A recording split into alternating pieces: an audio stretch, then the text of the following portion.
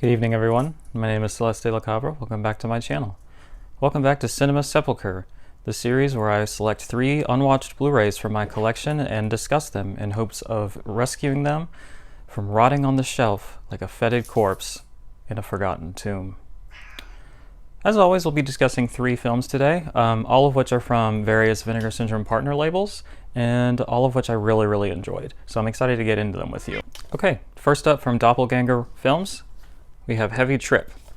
This is the slipcover with the name of the fictional band on it, and then that's the actual theatrical poster. So essentially, this film is about a Finnish, they're kind of like a melodic death metal band, I think. It really depends on how you want to categorize that. I'm not really looking to get into arguments with metal dudes in the comments about various subgenres, but essentially we have a very shy frontman, a really kind of eclectic and esoteric bassist, a classic metalhead guitar player, and an exceptionally passionate drummer. And essentially this is just kind of like a sort of hybrid coming of age and music film. It kind of falls in that category of films where you essentially watch a band try to make it.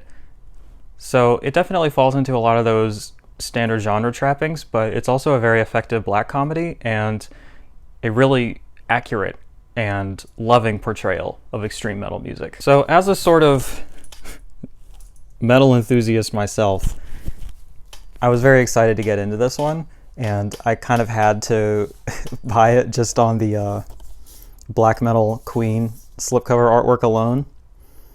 I was kind of debating about what subgenre this is, but the self-described genre of the band is symphonic, post-apocalyptic, reindeer grinding, Christ-abusing, extreme war, pagan, Fennoscandian metal.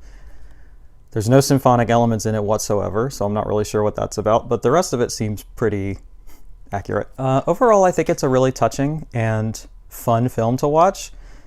There's definitely references to extreme metal, and it's certainly made by and for extreme metal fans, but I think anybody who's a fan of this type of music film will find a lot to appreciate in this, as long as, any amount of extreme metal music doesn't make you want to tear your ears out, because there's a decent amount in the film. So, while there's a lot of fun references and things to catch for metal fans, like the various t-shirts that they're wearing, the various posters up on the wall, the references that are included in the dialogue. Again, I want to reiterate that I think anybody could enjoy this film, in that it's a fairly well done and effective drama comedy. Like I said, there's definitely some cliched elements, and it kind of goes about how you'd expect, but there's a lot of charm and heart to it. There's a lot of fun special effects sequences, and I think it actually looks a lot better than one might expect for the budget that it had. Essentially, it's a story about staying true to yourself and following your dreams, which, while it's been done before, is a message that I think bears repeating and more people could hear. So yeah, I gave this one an 8 out of 10. I really enjoyed it, and I recommend picking it up. This slipcover is out of print, but the release itself is certainly in print. Real quick, in terms of the special features, there's not much. There's this little kind of featurette where the lead star and another member of the cast kind of go to Texas, and I'm pretty sure they're all staged. Just kind of let Texans react to this like Finnish metalhead. It's okay. And then there's literally 50 seconds of footage of a couple people in bands reacting to the fictional band. The only one of note, I think, is Mikael from Opeth. The rest I'd never heard of, to be honest with you.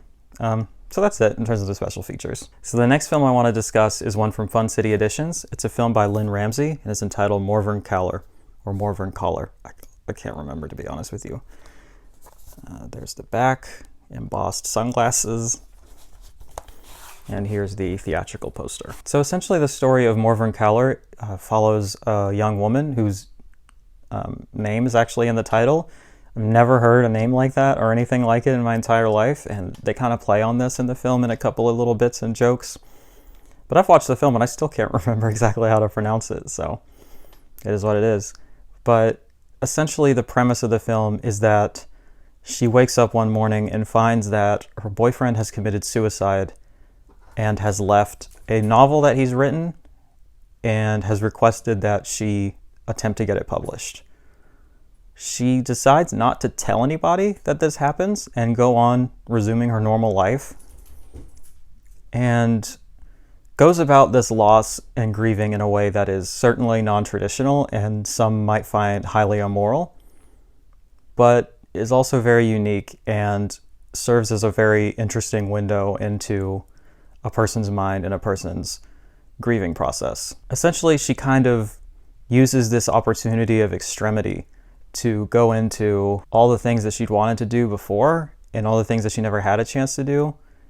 She kind of uses this life-changing event to be the catalyst to actually change her own life. The film follows her along with her best friend, who has a complicated relationship with her and who is also an interesting figure. Some people might find this film to be highly frustrating and highly unrelatable, but I think others might be relieved to see such a non-traditional portrayal of grief and loss, and others, like me, might just enjoy laying back and seeing this kind of highly bizarre slice of life play out with Lynne Ramsey's excellent direction and writing and cinematography. It all feels very real. It feels like you're a fly on the wall following these women, and it opens up interesting discussions.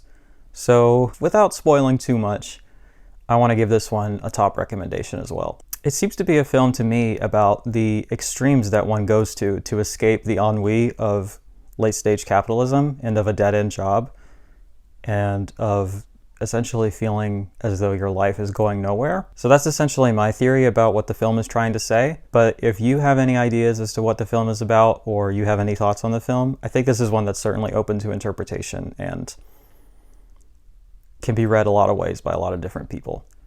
So leave me some comments if you've seen the film and you want to discuss it, because I think it's a really interesting one.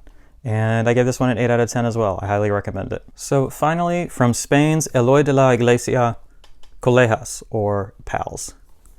This is one from Altered Innocence, which so far is proving to be my favorite Vinegar Syndrome partner label.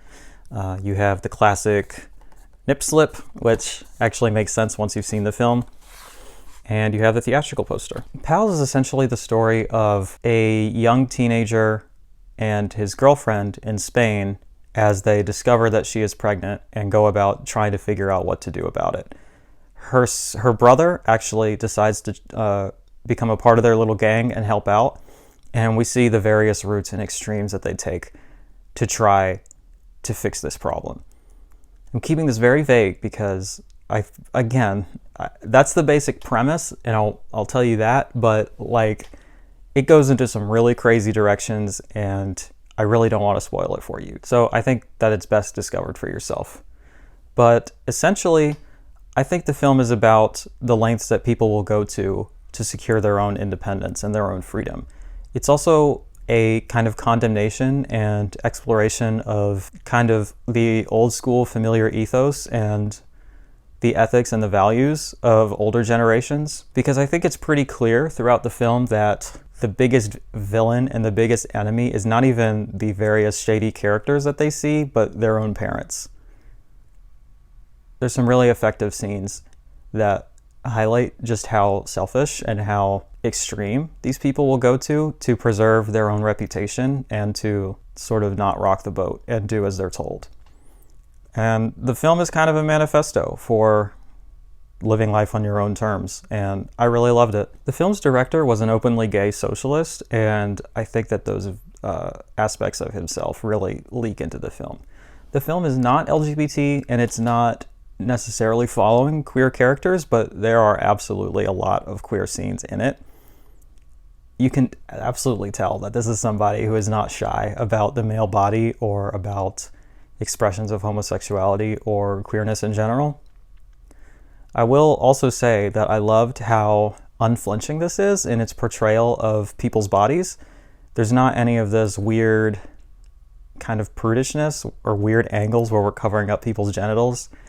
There's especially a whole lot of male nudity in this, and it's not treated as if it's anything special or extreme.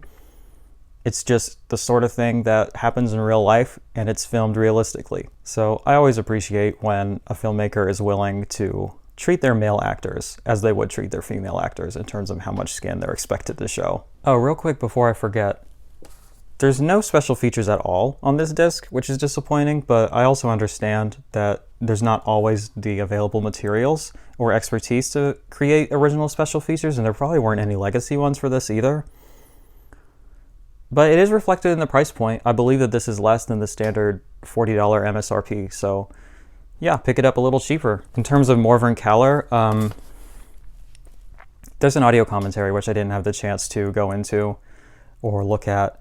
And there's actually a booklet included in this, which is really great. I don't often see booklets included in the partner label or Vinegar Syndrome, proper releases. It's usually something that just Criterion does, or maybe sometimes Arrow on their first runs, but it was really nice to see a booklet in this. However, there is about a 7-minute visual essay included on it, where the person who wrote it does not narrate it at all. It's just text on the screen and clips of the film to kind of supplement the visuals.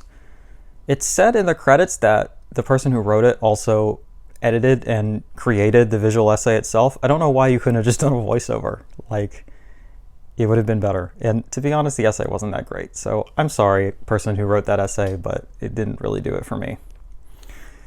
All right, that's all for Cinema Sepulcher today. Another 3 films talked about and in the bag.